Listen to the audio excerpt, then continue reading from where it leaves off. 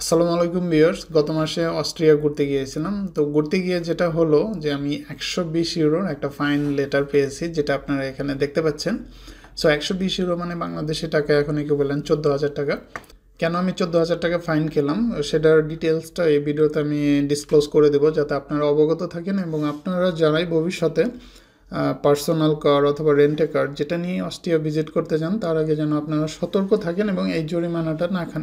যারাই আপনারা অস্ট্রিয়া যাবেন গাড়ি নিয়ে, তাদের জরিমানা খাওয়ার সম্ভাবনাটা বেশি, কারণ অনেক ক্ষেত্রে আমরা জানি না যে কোন রোডটা ট্যাক্সের আওতায়, কোন রোডটা ট্যাক্স ফ্রি। এখানে জরিমানার পরিমাণটাও অনেক বেশি। আপনারা এখানে দেখতে পাচ্ছেন যে 120 ইউরো, কিন্তু এই জরিমানাটা হয়ে যাবে 300 ইউরো পর্যন্ত যদি আপনি এটাকে ইগনোর করেন অথবা রাইট টাইমে এই পেমেন্ট না করেন। সেক্ষেত্রে আপনার এই জরিমানাটা বেড়ে 300 ইউরো পর্যন্ত হয়ে যাবে।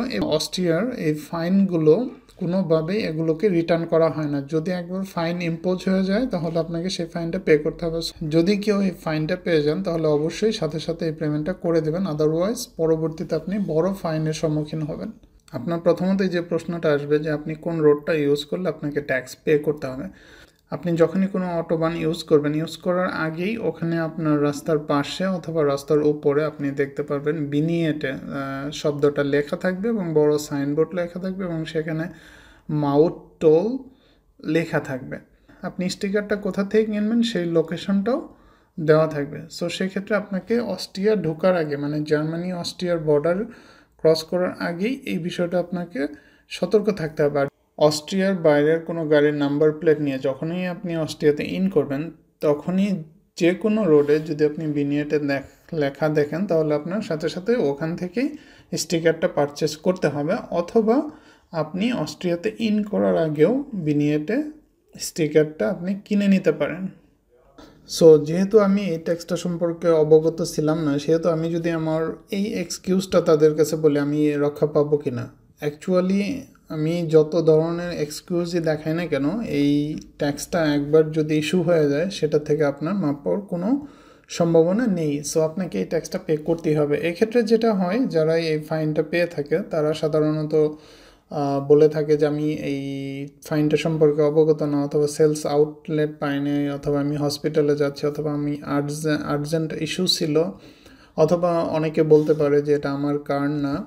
সো এই ধরনের এক্সকিউজগুলো আপনাকে আসলে কোনোভাবেই হেল্প করবে না। সো আপনাকে যেটা করতে হবে, এই ফাইনটা as soon as possible pay করে দেওয়াই ভালো। ভিনিয়েটের বর্তমান যে ট্যারিফ সেটা আমি এখানে দেখিয়ে দিচ্ছি আপনাদের। একটা হলো যে পার্সোনাল কারের জন্য, আর একটা হলো মোটর সাইকেলের জন্য। সো কারের জন্য এখানে আপনারা দেখতে পাচ্ছেন যে 96 ইউরো পার ইয়ার, আর যদি 2 মাসের জন্য আপনি কিনেন সেক্ষেত্রে 29 ইউরো, আর যদি আপনি 10 ডেজের জন্য কিনেন তাহলে 9.90 ইউরো। আর মোটর সাইকেলের জন্য আপনারা দেখতে পাচ্ছেন 38.2 পার ইয়ার, 14.5 2 মান্থসের জন্য, আর 5.8 হলো 10 ডেজের জন্য। অস্ট্রিয়ার যে অথরিটি মূলত এই ফাইনটা করে তাদেরকে বলা হয় আসফিনাক। সো ওদের যে ওয়েবসাইট, সেখান থেকে আপনি ইন অ্যাডভান্স এই স্টিকারটা কিনে তারপর আপনি অস্ট্রিয়াতে ট্রাভেল করতে পারেন। এখানে দেখতে পাচ্ছেন যে অনলাইন কাউফেন। এখন যে ট্যারিফটা আপনার দরকার, হয়তো আপনি শর্ট টাইমের জন্য অস্ট্রিয়া ট্রাভেল করতেছেন, সেটা 1 ডে টু 10 ডেজ হতে পারে। সেক্ষেত্রে আপনি এখানে অনলাইন কাউফেন ক্লিক করে তারপর আপনি এখানে সকল ইনফরমেশন প্রোভাইড করে তারপর আপনি এখান থেকে পারচেজ করতে পারেন। পারচেজ করে তারপর আপনি অস্ট্রিয়াতে ট্রাভেল করতে পারেন। আর এই ট্যাক্স রিলেটেড সব ইনফরমেশন আপনি এই সাইটে পাবেন। তারপরে এই সাইটে আসলে সব ইনফরমেশনে দেওয়া আছে যে 3.5 টনের নিচে যে গাড়িগুলো অথবা 3.5 টনের উপরে যে গাড়িগুলো, সেগুলোর চার্জ এভরিথিং এই সাইটে দেওয়া আছে। আরেকটা যেটা কনভিনিয়েন্ট অপশন, সেটা হলো অস্ট্রিয়াতে ইন করার আগে যে বর্ডার থাকবে, বর্ডারের আশেপাশে যে পেট্রোল স্টেশনগুলো আছে ওরাও এই স্টিকারটা সেল করে। সো আপনি ওদের কাছ থেকেও পারচেস করতে পারেন। যদি আপনি অস্ট্রিয়াতে প্রবেশ করেই থাকেন তাহলে আসলে আপনার রক্ষা নেই, কারণ ওরা ক্যামেরাগুলো এমনভাবে সেট করে রেখেছে যে আপনার গাড়িতে যদি ওই স্টিকারটা না থাকে সাথে সাথে অটো যে ফাইনটা সেটা জেনারেট হয়ে যাবে এবং আপনি ইউরোপিয়ান ইউনিয়নের যে কোনো দেশেই থাকেন না কেন আপনার বাসার অ্যাড্রেসে চিঠিটা চলে যাবে এবং আপনাকে ফাইনটা পে করতে হবে।